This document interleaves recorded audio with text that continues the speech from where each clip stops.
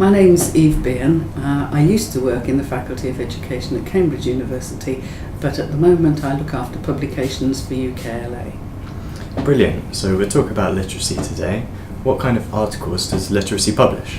Literacy publishes a wide range of articles drawn from a global authorship, but also from quite a range of areas and within the education world. They might be from higher education, they might be about early years, they might be about any period in between. Main aspects of articles with literacy will be, as the name implies, to do with literacy, language and literature. But it can be any aspect within that. It can be to do with talk, reading, writing, of course, but also multimodality. Digital technologies can be to do with issues like special educational needs, multilingualism, bilingualism, or issues of gender.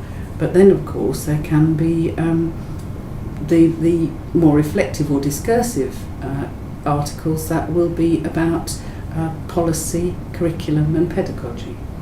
Fantastic. So why would somebody write in particular for literacy? Well, writing for literacy offers you, as I said, a worldwide readership, but also a readership that goes throughout the academic canon. Members of UKLA automatically receive copies of literacy as part of their membership, and so the readership includes not only academics in higher education institutions, librarians, consultants, teachers, anybody who is in the least bit involved in literacy education. You can get your own ideas across to a willing and engaged readership. The journal is particularly popular with postgraduate students, master's students and PhD students who are looking for the most up-to-date research in the field of literacy. Another reason for writing for literacy, of course, is as a peer-reviewed journal, a published article counts towards your institution's research profile. And so what makes a good article?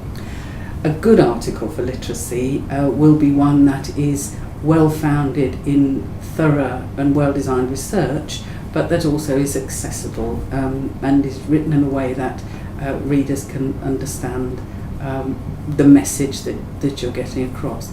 It might be contentious, but a good article will always be grounded in thorough analytical reading around the area.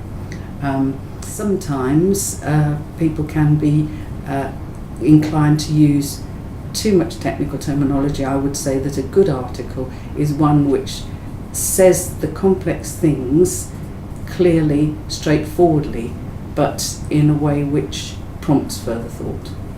So you mentioned people tend to use some extra jargon and things, and that can be a mistake. Are there any other things that people should avoid?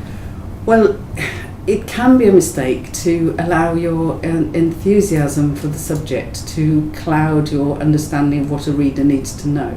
So it's always a good idea to make sure that your message is getting clearly across.